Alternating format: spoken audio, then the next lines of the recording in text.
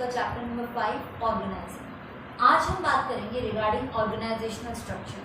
अपने previous videos में हमने पढ़ा था कि व्हाट इज ऑर्गेनाइजिंग प्रोसेस क्या होता है and what is the significance of organising.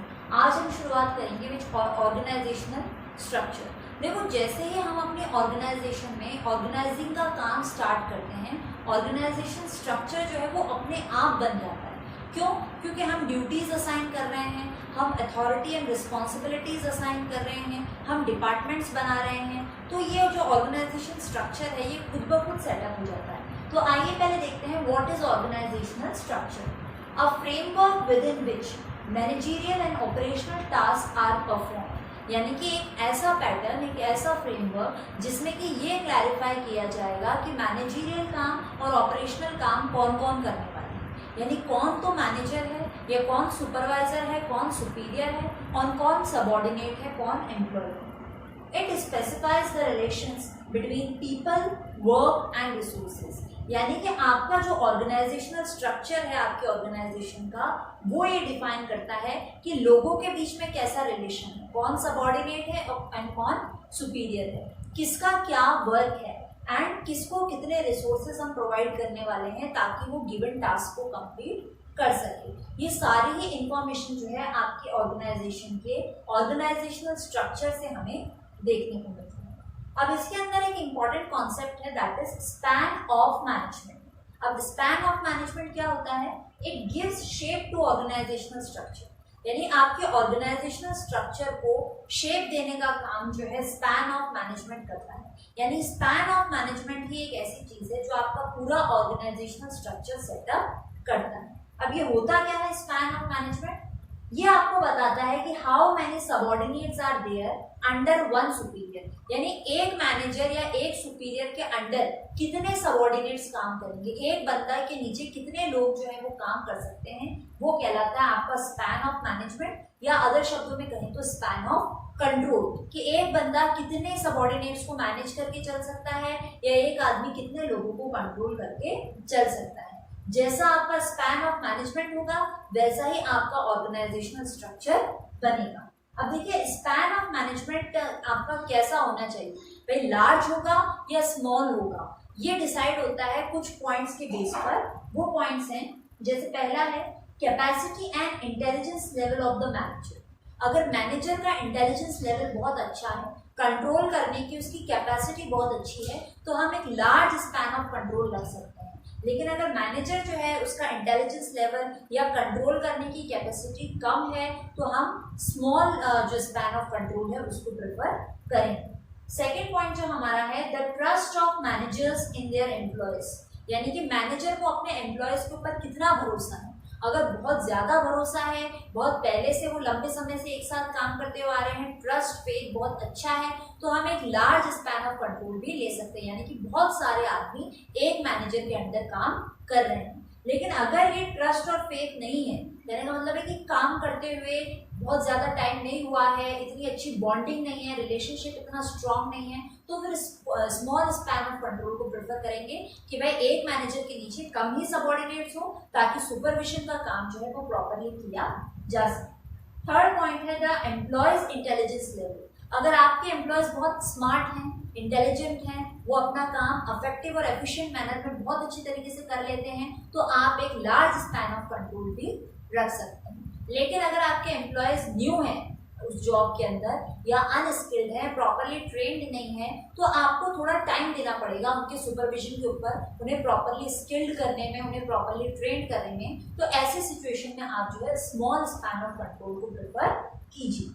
Last जो हमारा पॉइंट है नेचर ऑफ जॉब, कि भाई जो काम एज अ मैनेजर जो काम हम अपने सबऑर्डिनेट से करवाने वाले हैं उसका नेचर कैसा है. भाई अगर रूटीन जॉब है जो रोज होता है और काफी समय से एम्प्लॉयज करते आ रहे हैं, तो नो डाउट आप लार्ज स्पैन ऑफ कंट्रोल ले लीजिए. यानी कि बहुत सारे एम्प्लॉयज के ऊपर एक सिंगल मैनेजर, क्योंकि रूटीन जॉब है, उन्हें भी पता है क्या करना है, मैनेजर को भी अश्योर है कि हाँ वो कर लेंगे, तो रूटीन जॉब में तो कोई दिक्कत नहीं आएगी, लार्ज स्पैन ऑफ कंट्रोल भी चलेगा. लेकिन अगर हमारे जॉब का नेचर स्पेशलाइज्ड है या कोई चैलेंजिंग जॉब है तो स्मॉल स्पैन ऑफ कंट्रोल हमें रखना पड़ेगा। क्यों? क्योंकि कंटिन्यूस सुपरविजन चाहिए सबऑर्डिनेट्स के ऊपर, चेक करना पड़ेगा, उनके काम को प्रॉपरली स्क्रूटनाइज करना पड़ेगा। इसीलिए जो है अगर हमारा जॉब का नेचर स्पेशलाइज्ड है या चैलेंजिंग जॉब है, कोई न्यू जॉब है, कोई रिस्की जॉब है, तो स्मॉल स्पैन ऑफ कंट्रोल होना चाहिए। तो कहने का मतलब है कि ऑर्गेनाइजेशन स्ट्रक्चर ये क्लैरिफाई कर लेता है कि भाई जो हायरार्कियल ऑर्डर है वो किस तरह का है, यानी कि कौन कौन लोग हैं जो सुपीरियर्स हैं और उनके अंडर कितने सबऑर्डिनेट्स हैं। और ऑर्गेनाइजेशनल स्ट्रक्चर क्या करता है, क्लैरिटी क्रिएट करता है माइंड के अंदर। एम्प्लॉयज को पता है हमें क्या करना है, किसको रिपोर्ट करना है, मैनेजर्स को पता है कि हमें किन के ऊपर सुपरविजन करना है, किस तरीके से अपना टास्क जो है वो एम्प्लॉयज से कंप्लीट कराना है। ऑर्गेनाइजेशन स्ट्रक्चर साथ ही साथ ये चीज अश्योर करता है कि गिवन रिसोर्सेज का ऑप्टिमम यूटिलाइजेशन होगा और सभी का फोकस जो है ऑर्गेनाइजेशनल ऑब्जेक्टिव्स के ऊपर होगा। सो अभी तक हमने पढ़ा कि what is organisational structure. Organisational structure क्या होता है, एक ऐसा नेटवर्क जिसमें कि आपको जॉब पोजीशंस अलग अलग लेवल्स पर, रिस्पॉन्सिबिलिटीज, अथॉरिटीज ये सब डिफाइन की जाती है कि भाई अलग अलग लेवल्स पर किसका क्या रिलेशनशिप है, कौन सबऑर्डिनेट है, कौन सुपीरियर है, किसकी क्या अथॉरिटी है, किसकी क्या रिस्पॉन्सिबिलिटी है। ये सारी नॉलेज जो हमें ऑर्गेनाइजेशनल स्ट्रक्चर देखने से पता चलती है। एक टाइप का नेटवर्क है जो ये सारी इंफॉर्मेशन देता है। तो अब हम पढ़ेंगे regarding the types of organisational structure कि ये जो नेटवर्क है ये हम कितने तरीके से फॉर्म कर सकते हैं। अपने पहले वीडियो में हमने डिस्कस किया था कि डिपार्टमेंटलाइजेशन जो है यानी डिपार्टमेंट्स बनाने का काम जो है दो तरीके से हम करते थे, फंक्शनल एंड डिविजनल। सेम वही है, हमारा ऑर्गेनाइजेशनल स्ट्रक्चर भी जो है वो दो ही तरीके से बनता है, पहला है फंक्शनल स्ट्रक्चर एंड दूसरा है डिविजनल स्ट्रक्चर। तो सबसे पहले डिस्कस कर लेते हैं about functional structure. Functional structure क्या होता है, when the activities or jobs are grouped keeping in mind the functions or the job, यानी कि जब हम डिपार्टमेंट बनाते हैं या हम स्ट्रक्चर बना रहे हैं फंक्शन को माइंड में रखते हुए, then the type of structure is known as the functional structure. जैसे कि देखो इसको फ्लो चार्ट से समझते हैं। जैसे ये हमारा ऑर्गेनाइजेशन है, अब प्रोडक्शन एक एक्टिविटी है, एक जॉब है, एक काम है, उसके लिए हमने एक सेपरेट डिपार्टमेंट बना दिया। इसी तरह सिमिलरली मार्केटिंग एक टास्क है, एक जॉब है, उसके लिए एक अलग से डिपार्टमेंट है। फाइनेंस, एचआर, सेल्स ये सब अलग अलग एक्टिविटीज हैं, अलग अलग जॉब्स हैं जो कि एक ऑर्गेनाइजेशन में किए जाते हैं, तो सबके लिए सेपरेट डिपार्टमेंट्स हैं। अब प्रोडक्शन से रिलेटेड जितनी भी एक्टिविटीज होंगी सब कुछ जो है प्रोडक्शन डिपार्टमेंट देखेगा। मार्केटिंग से रिलेटेड जितनी भी एक्टिविटीज होंगी ऑर्गेनाइजेशन के अंदर सब कुछ मार्केटिंग डिपार्टमेंट के अंदर आएगा। फाइनेंस, फंड्स अरेंज करने, तो जितने भी एक्टिविटीज होंगी in the organisation from starting till the end finance department का। तो इस तरह अलग अलग जब फंक्शन वाइज डिपार्टमेंट्स फॉर्म किए जाते हैं, स्ट्रक्चर फॉर्म किए जाते हैं, such type of pattern is known as functional structure. अब इसके कुछ एडवांटेजेस भी हैं एज वेल एज कुछ डिसएडवांटेजेस भी हैं। तो सबसे पहले एडवांटेजेस की बात करते हैं। पहला जो इसका एडवांटेज है दैट इज स्पेशलाइजेशन। देखो अपन ने प्रोडक्शन डिपार्टमेंट बना दिया, अब प्रोडक्शन डिपार्टमेंट के अंदर स्पेसिफिकली प्रोडक्शन से रिलेटेड ही सारी एक्टिविटीज हैं, तो रिपीटेडली जो है बार बार प्रोडक्शन से रिलेटेड ही सारा काम हो रहा है, तो क्या होगा अब इसमें स्पेशलाइजेशन क्रिएट हो जाएगा क्योंकि रूटीन एक्टिविटीज में आ गया प्रोडक्शन। तो अब जो है सुपरविजन के लिए हम एक्सपर्ट्स को, मैनेजमेंट प्रोफेशनल्स को हायर करेंगे और वो अपना काम भाई स्पेसिफिकली हमने प्रोडक्शन डिपार्टमेंट के लिए प्रोडक्शन एक्सपर्ट को बुलाया है, उसे हायर किया है, तो उनकी स्पेशलाइजेशन का, उनकी स्किल्स का बेनिफिट जो है हमें डिपार्टमेंट वाइज देखने को मिलता है। सेकेंड हमारा एडवांटेज है इजी सुपरविजन। क्यों? क्योंकि प्रोडक्शन डिपार्टमेंट है या मार्केटिंग डिपार्टमेंट है, उसमें सिर्फ और सिर्फ उसी का काम हो रहा है, तो जो है सुपरविजन बहुत आसान हो जाता है क्योंकि सुपीरियर को पता है कि उसको स्पेसिफिकली ये एक ही डिपार्टमेंट से रिलेटेड सारे काम करने हैं। सबऑर्डिनेट्स को पता है कि भाई हमारा एरिया, हमारा स्कोप सिर्फ एक डिपार्टमेंट तक लिमिटेड है और उसी में हमें अपना जॉब जो है वो कंप्लीट करना है। तो कहने का मतलब है कि क्लैरिटी है माइंड में सुपीरियर और सबऑर्डिनेट की, सुपरविजन और वही काम वो रिपीटेडली करते आ रहे हैं, तो सुपरविजन जो है वो बहुत आसान और सिस्टमैटिक तरीके से पॉसिबल हो जाता है। थर्ड हमारा एडवांटेज है इजी कोऑर्डिनेशन। अब देखो अलग अलग डिपार्टमेंट्स हमने बना दिए, हर डिपार्टमेंट का काम एक दूसरे से लिंक है। जैसे अपन ने प्रोडक्शन डिपार्टमेंट बनाया है, तो प्रोडक्शन डिपार्टमेंट जब तक अपना काम नहीं करेगा सेल्स डिपार्टमेंट कुछ नहीं कर सकता है। सेल्स डिपार्टमेंट जब तक अपना काम नहीं करेगा मार्केटिंग डिपार्टमेंट कुछ नहीं कर सकता। एक भी डिपार्टमेंट फाइनेंस डिपार्टमेंट के बिना उनकी हेल्प के, उनके कोऑर्डिनेशन के कुछ नहीं कर सकता है। तो सारे डिपार्टमेंट्स जो हैं एक दूसरे से इंटरलिंक्ड है, तो सभी डिपार्टमेंट्स को एक दूसरे को कोऑर्डिनेट करते हुए काम करना पड़ेगा, बिकॉज सभी का वर्क आपस में एक दूसरे से जुड़ा हुआ है। फोर्थ है, it helps in increasing managerial efficiency. भाई एक मैनेजर है, उसका एरिया एक डिपार्टमेंट तक लिमिटेड हो जाता है, अब वो उस एक के डिपार्टमेंट का सुपरविजन काफी लंबे समय से कर रहा है, अपने सबऑर्डिनेट्स को भी ट्रेन को काफी लंबे समय से कर रहा है, सुपरविजन का काम भी कर रहा है, तो उसकी भी एफिशिएंसी इंक्रीज हो रही है ना। और वो क्या करेगा, जब अपनी अथॉरिटी को डेलीगेट करना स्टार्ट करेगा तो उसे भी टाइम मिलेगा कि मैं और ज्यादा ग्रोथ कैसे कर सकता हूँ, और ज्यादा इनोवेटिव टेक्निक्स कैसे डिस्कवर कर सकता हूँ, इन अदर चीजों को भी वो टाइम देगा, तो नेचुरली पूरा डिपार्टमेंट ही जो है डेवलप करेगा। तो हम कह सकते हैं कि all in all managerial efficiency जो है वो इंक्रीज होती है। उसके बाद हमारा नेक्स्ट एडवांटेज है अफेक्टिव ट्रेनिंग। ट्रेनिंग जो है वो प्रॉपरली दी जा सकती है, क्योंकि स्पेसिफिकली एक ही डिपार्टमेंट के अंदर आप काफी लंबे समय से काम कर रहे हो, तो जो सबऑर्डिनेट्स हैं एज वेल एज जो सुपीरियर है वो काफी अच्छे तरीके से अपने जॉब के अंदर ट्रेंड हो जाते हैं, स्पेशलाइज्ड हो जाते हैं, स्किल्ड हो जाते हैं। तो ये तो बात हो गई कि regarding the advantages of functional structure. अब बात कर लेते हैं डिसएडवांटेजेस की। पहला जो इसका लिमिटेशन है that is difficulty in achieving organisational goal. अब प्रोडक्शन डिपार्टमेंट वालों का पूरा फोकस सिर्फ और सिर्फ प्रोडक्शन डिपार्टमेंट के गोल के ऊपर है, वो ऑर्गेनाइजेशनल गोल के बारे में भूल ही जाते हैं। जैसे मार्केटिंग है तो उनका पूरा फोकस अपने डिपार्टमेंट के गोल के ऊपर है, कहने का मतलब है सबऑर्डिनेट्स और सुपीरियर्स अपने डिपार्टमेंट के गोल पर फोकस करते हैं, और कई बार क्या होता है डिपार्टमेंट्स के बीच में कंपटीशन क्लैशेस भी हो जाते हैं, तो ऑर्गेनाइजेशनल गोल तो साइड में रह जाता है और डिपार्टमेंटल गोल पर पूरा फोकस हो जाता है। तो ऑर्गेनाइजेशनल गोल से ये क्या मतलब दूर करता है कि भाई हमारा मेन मोटिव है ऑर्गेनाइजेशन गोल को अचीव करना, सारे ही डिपार्टमेंट्स के कलेक्टिव एफर्ट्स होने चाहिए टुवर्ड्स द ऑर्गेनाइजेशन गोल। लेकिन यहाँ पर एक डिपार्टमेंट तक जब हम लिमिटेड कर देते हैं वर्क को, तो जो एम्प्लॉय है चाहे सबऑर्डिनेट है चाहे सुपीरियर है, वो सिर्फ और सिर्फ और डिपार्टमेंटल गोल की तरफ फोकस करता है। सेकंड जो हमारा डिसएडवांटेज है डिपार्टमेंटल हेड एटीट्यूड।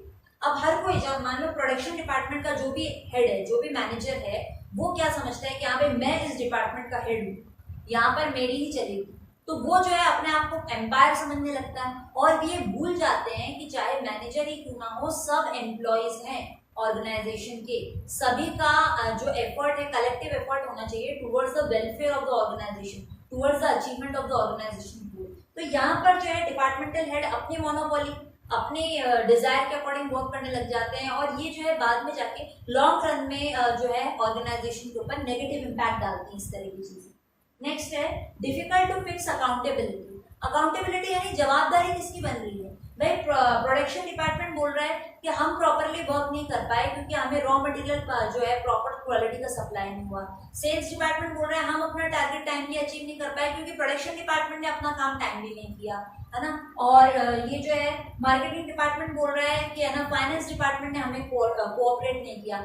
एक दो मतलब डिपार्टमेंट एक दूसरे के ऊपर ब्लेम डाल रहे हैं, तो यहाँ पर ये मेन पता लगाना मुश्किल हो जाता है कि भाई आखिर में कौन सा डिपार्टमेंट रिस्पॉन्सिबल था कि ऑर्गेनाइजेशनल गोल को जो है अचीव नहीं किया जा सका। तो आपकी जो अकाउंटेबिलिटी है, जो जवाबदारी, वो किस पर डालोगे। यहाँ तो हर डिपार्टमेंट एक दूसरे के ऊपर ब्लेम डालने में लग रहा है, एक दूसरे की कमियां निकालने में लग रहा है, तो ऐसी सिचुएशन जब अराइज हो जाती है तब फंक्शनल स्ट्रक्चर जो है वो प्रोडक्टिव प्रूव नहीं हो पाता। नेक्स्ट है इनफ्लेक्सिबिलिटी। इनफ्लेक्सिबिलिटी यानी कि फ्लेक्सिबल नहीं है भाई। बहुत लंबे समय से जब हम कुछ एम्प्लॉयज को प्रोडक्शन डिपार्टमेंट में ही काम करवा रहे हैं, तो वो प्रोडक्शन डिपार्टमेंट के लिए तो प्रॉपर्ली स्किल्ड प्रॉपर्ली ट्रेंड हो चुके हैं, लेकिन अब अगर हम चाहें कि उनको प्रोडक्शन डिपार्टमेंट से निकाल के हम मार्केटिंग में डाल दें या सेल्स में डाल दें, तब उन्हें भी प्रॉब्लम आएगी और नेचुरली ऑर्गेनाइजेशन पे भी इसका इम्पैक्ट पड़ेगा, क्योंकि उनका स्पेशलाइजेशन जो है वो सिर्फ और सिर्फ प्रोडक्शन तक लिमिटेड रह गया है। तो अगर हमें इस तरीके से एम्प्लॉयज को या सबऑर्डिनेट्स को या सुपीरियर्स को चेंज करना है from one department to another, तो उसके अंदर जो है बहुत प्रॉब्लम्स क्रिएट हो जाती हैं when we are having the functional structure. So after functional structure next जो हमारा टाइप ऑफ ऑर्गेनाइजेशनल स्ट्रक्चर है दैट इज डिविजनल स्ट्रक्चर। अब डिविजनल स्ट्रक्चर क्या होता है, when the organisation is large in size and is producing more than one type of product, यानी कि जब आपका ऑर्गेनाइजेशन है वो बहुत बड़ा है साइज में और एक से ज्यादा टाइप के प्रोडक्ट्स की मैन्युफैक्चरिंग करता है, then activities related to one product are grouped under one department. यानी कि एक डिपार्टमेंट बनेगा जो कि सिर्फ एक प्रोडक्ट पर बेस्ड होगा, दूसरे डिपार्टमेंट में किसी और टाइप ऑफ प्रोडक्ट को लिया जाएगा। जैसे कि हम एग्जांपल ले सकते हैं एडिडास, ओके। अब उसके अंदर जो है गारमेंट्स भी मैन्युफैक्चरिंग हो रही है, फुटवेयर भी मैन्युफैक्चर हो रहे हैं और एज वेल एज एसेसरीज भी मैन्युफैक्चरिंग हो रही है। तो गारमेंट के लिए एक अलग से डिपार्टमेंट है, फुटवेयर के लिए एक अलग से डिपार्टमेंट है एंड एसेसरीज के लिए जो है एक सेपरेट डिपार्टमेंट है। तो इस टाइप से जब प्रोडक्ट वाइज जो है डिपार्टमेंट्स बनाए जाते हैं, such type of structure is known as divisional structure. So देखिए, through this flow chart also we can understand that आपका एक ऑर्गेनाइजेशन है जो मल्टीपल प्रोडक्ट्स मैन्युफैक्चर करता है। तो सपोज इस ऑर्गेनाइजेशन में गारमेंट्स बन रहे हैं, तो गारमेंट्स के अंदर अब गारमेंट्स का प्रोडक्शन, सेल्स, मार्केटिंग, एवरीथिंग जो है गारमेंट्स से रिलेटेड सारी एक्टिविटीज ये ही डिपार्टमेंट देखेगा। अब कॉस्मेटिक्स की बारी आ रही है, तो कॉस्मेटिक्स में production, sales, marketing, all the activities will be under only this department. Similarly footwear की बात हो रही है, तो फुटवेयर से रिलेटेड जितनी भी एक्टिविटीज है सारी इसी डिपार्टमेंट के अंदर देखी जाएंगी। तो इस टाइप का जो प्रोडक्ट वाइज डिपार्टमेंट्स फॉर्म होते हैं, इस टाइप का पैटर्न जो है डिविजनल स्ट्रक्चर कहलाता है। अब पिछले पैटर्न की तरह हम इस पैटर्न के भी एडवांटेजेस और डिसएडवांटेजेस को देख लेते हैं। पहला एडवांटेज है प्रोडक्ट स्पेशलाइजेशन, क्योंकि हमने देखा कि यहाँ जो डिपार्टमेंट्स हैं वो प्रोडक्ट वाइज बनते हैं। तो जैसे ये गारमेंट वाला डिपार्टमेंट है, ये गारमेंट्स के अंदर स्पेशलाइज्ड हो जाएगा। भाई गारमेंट की ही प्रोडक्शन, गारमेंट की ही सेलिंग, गारमेंट की ही मैन्युफैक्चरिंग, गारमेंट की ही मार्केटिंग ये कर रहा है, तो पर्टिकुलरली ये एक ऐसा लाइन हो जाएगा जिसके अंदर ये डिपार्टमेंट जो है स्पेशलाइज्ड हो जाएगा। इनका प्रोडक्ट स्पेशलाइजेशन बहुत अच्छा हो जाएगा, क्योंकि ये एक ही टाइप की एक्टिविटी में लगे हुए हैं। That is known as product specialisation, यानी कि यहाँ आपका डिपार्टमेंट जो है वो आपके प्रोडक्ट के अंदर एक्सपर्ट हो जाएगा, स्पेशलाइज्ड हो जाएगा। नेक्स्ट है फास्ट डिसीजन मेकिंग, क्योंकि गारमेंट वाला जो डिपार्टमेंट है वो गारमेंट से रिलेटेड सारी एक्टिविटीज करने वाला है, तो गारमेंट डिपार्टमेंट किसी अदर डिपार्टमेंट के ऊपर डिपेंड नहीं है। भाई गारमेंट डिपार्टमेंट को वेट नहीं करना है कि कोई डिपार्टमेंट आके इसको मटेरियल सप्लाई करेगा या कोई फाइनेंस देगा। गारमेंट से रिलेटेड सारी एक्टिविटीज इधर ही होनी है, फाइनेंस भी इधर ही अरेंज होगा, प्रोडक्शन भी यही होगा, सेलिंग भी यही होगी, मार्केटिंग भी यही होगी। तो जब एक ही डिपार्टमेंट के अंदर सब कुछ है सारी एक्टिविटीज है, कोई इंटरडिपेंडेंसी नहीं है, किसी दूसरे डिपार्टमेंट की हेल्प हमें नहीं लेनी है, कंसेंट नहीं लेना है, तो डिसीजन मेकिंग जो है वो बहुत क्विकली होता है, जो कि प्रोडक्टिव रिजल्ट्स हमें देता है। नेक्स्ट एडवांटेज है अकाउंटेबिलिटी। यहाँ पर जवाबदारी बनती है। अपन ने फंक्शनल ऑर्गेनाइजेशन में या फंक्शनल स्ट्रक्चर में अपन ने क्या देखा था कि एक डिपार्टमेंट जो है एक दूसरे के ऊपर ब्लेम डालते रहते हैं, किसी पर भी प्रॉपर जवाबदारी नहीं है कि भाई ये जो लॉस हुआ, ऑर्गेनाइजेशनल गोल अचीव नहीं कर पाए, इसके पीछे कौन सा डिपार्टमेंट जिम्मेदार है। फंक्शनल स्ट्रक्चर में हमारे पास जवाब नहीं था, लेकिन यहाँ जो है पूरी अकाउंटेबिलिटी हम दे सकते हैं, क्योंकि कॉस्मेटिक से रिलेटेड सारी एक्टिविटीज इसी डिपार्टमेंट की है। तो अगर कॉस्मेटिक का गोल पूरा नहीं होता है तो अकाउंटेबिलिटी पर्टिकुलर इसी डिपार्टमेंट की बनती है, क्योंकि और अदर डिपार्टमेंट्स में कॉस्मेटिक से रिलेटेड कोई भी एक्टिविटी नहीं होगी, सारी एक्टिविटी इधर ही है। तो इस केस में, डिविजनल स्ट्रक्चर के केस में अकाउंटेबिलिटी बनती है और डिपार्टमेंट को उसकी रिस्पॉन्सिबिलिटी लेनी होती है। नेक्स्ट है हमारा फ्लेक्सिबिलिटी।